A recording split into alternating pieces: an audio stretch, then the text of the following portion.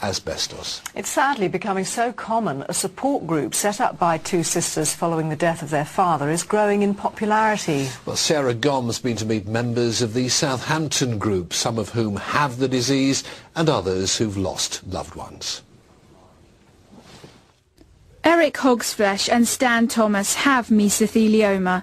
Their lives have been irreversibly changed purely because their jobs brought them into regular contact with asbestos. Stan is only 69 years old.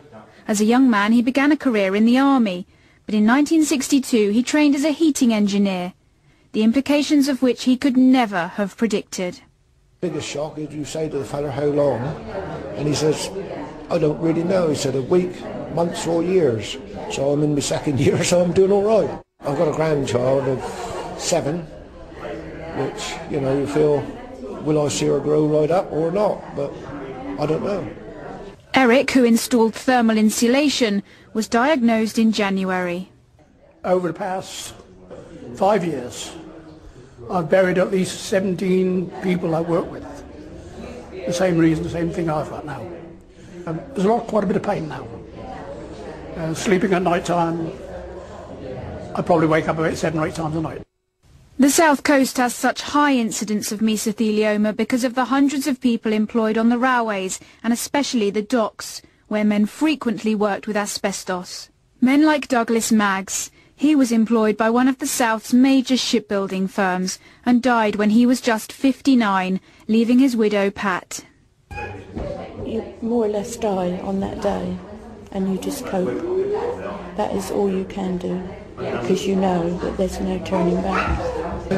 Sadly, the need for support groups like this one is only going to rise.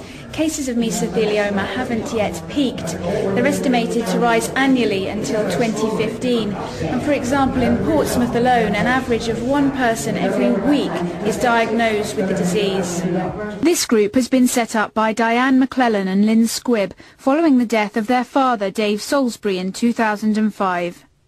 I can only say that the day that he was diagnosed he lost his sparkle, and it's true what people say, you mourn from the moment they're diagnosed, not from their death.